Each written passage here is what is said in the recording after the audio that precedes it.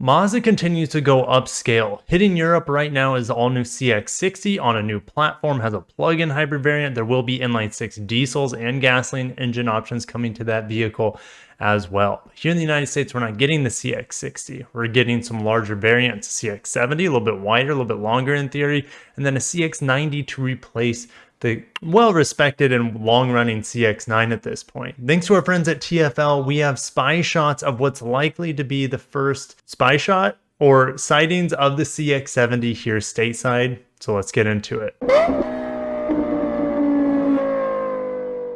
Again, special thanks to my friends at TFL, Roman, Andre, Tommy. And also, if you guys want to check out this article yourselves, check that out in the description.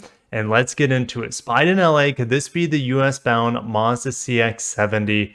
And wow, this thing is big looking. No surprise we see a hitch attachment down here. I think that is a must here in the United States. It's so hard to get a bead on the rear taillights.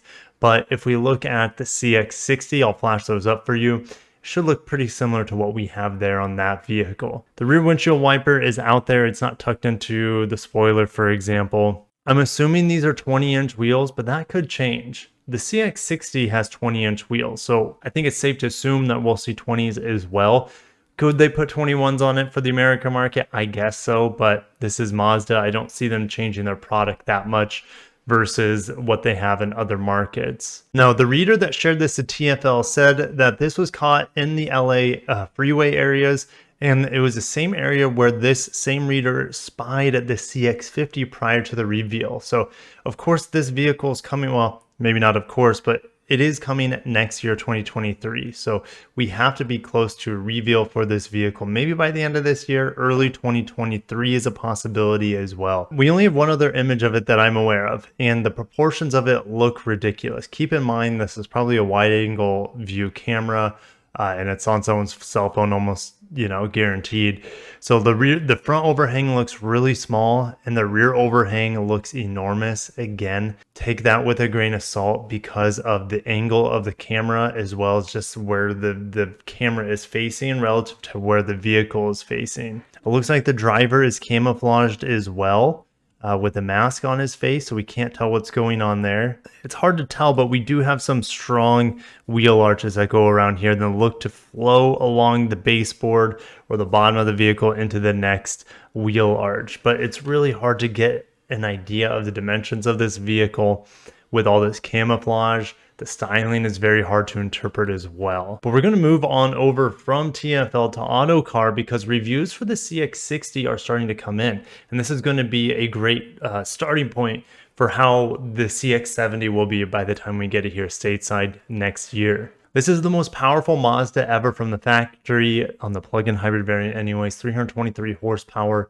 188 is coming from the naturally aspirated 2.5-liter Skyactiv engine. And then you also have the assistance of a 173 horsepower electric motor. We have an all-new 8-speed automatic that uses an electronically controlled clutch pack instead of a torque converter.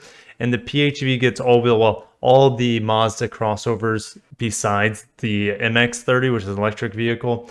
The rest of them get all-wheel drive standard here in the United States. So, of course, this PHEV gets all-wheel drive, but 6-cylinder diesel and petrol versions that will follow will be offered with rear-wheel drive. That's not going to happen here in the States. First of all, we're not going to get the diesel. Second of all, we're only going to get all-wheel drive. Mazda's committed to that for our North American market. There is a 17.8 kilowatt hour battery pack in there, and it's good for 39 miles under the WLTP. The RAV4 Prime can do 46 under the same WLTP testing. What does that mean when it comes to the States? It's probably going to be around 30 miles, would be my guess. Maybe 32, 33 at best, would be my guess. So the journalist says the electric motor drives through the transmission, so it'll use all 8 gears. Not that much different from what we see on plug-in hybrids from Kias and Hyundais. If you haven't seen my review on the Kia Niro plug-in hybrid, check that out. But it's going to be a similar sensation where you feel the gears shifting in full electric mode. They said the 4-cylinder is fairly loud when it gets pushed hard. That's going to be the same with any hybrid, to be honest. The combustion engine, they're saying, is the experiential, that's a word I don't use very much, weak link And yeah, compared to the immediate torque and power of the all-electric motor and, fully electric mode, yes, the engine is going to seem a little bit behind the curve in terms of refinement, quietness, as well as power delivery. But with the plug-in hybrid, you get the best of both worlds. You don't have to have that range anxiety per se if you need to travel outside of your EV range area. And then for the most part, you're using EV range for the majority of your driving if you're able to plug it in your garage or wherever you park it at night. So I'm a big fan of plug-in hybrids. And the reason why this review is on the plug-in hybrids because in the UK, they get big business tax incentives for buying electric vehicles, buying plug-in hybrids. 0 to 60 around 5.8 seconds. That's also very close to what Lexus has quoted the RX 500h at around 5.9 seconds. Definitely stay tuned for my 0 to 60 attempt with that vehicle because that will be ending, well, the embargo will be ending September 9th for all my RX driving impressions. So anyways, back to the Mazda here. I want to talk a little bit about the touchscreen. Yes, they have incorporated a touchscreen here, but it only works as a touchscreen with Android Auto and Apple CarPlay. So I would be in that mode as much as physically possible in order to have the convenience of the touchscreen. You still are going to have that rotary dial, which can be handy once you get the hang of it. Okay, so pulling up my Mazda spreadsheet here for their upcoming large platform, luxury platform. I forget what the actual name of it is, but CX-70 all the way, CX-60, 70, 80, and 90 are going to be on this platform, possibly sedan and coupe in the future as well. But the crossover's got to come out first because that's what sells well. That's what drives in the most sales and money. So let's talk about the engine options for the large platform vehicles. There is a possibility we see a 2.5 liter hybrid non-plug-in. So around 230 horsepower would be my guess, 260 pound-feet of torque. Again, just an estimation from me. There's also a 2.5 liter plug-in hybrid, which we already detailed. This is the most powerful Mazda from the factory ever with 323 horsepower. Now we get into the exciting stuff because we don't know much about the inline-6 turbo or the inline-6 mild hybrid. I'm assuming all their inline sixes are going to be mild hybrid.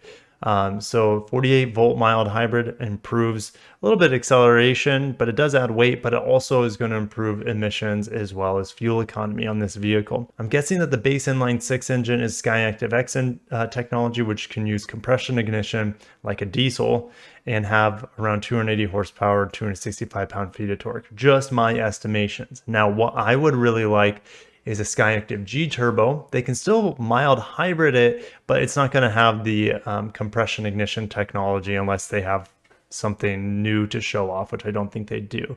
And this is going to be the most powerful Mazda if they bring it to the market. I've seen multiple sources allude to an inline-6 turbo coming for our market in the United States. So yes, I'm very excited for it. 325 plus horsepower is my expectation, over 400 pound-feet of torque. And then for our friends across the seas, wherever you're at, whether it's Europe or parts of Asia, and probably Australia as well, SkyActiv D mild hybrid. So you're going to have this in rear-wheel drive and all-wheel drive. I think the rear-wheel drive is the less powerful version of the two, with around 200 horse and 369 pound-feet of torque, but your fuel economy is going to be pretty good on it.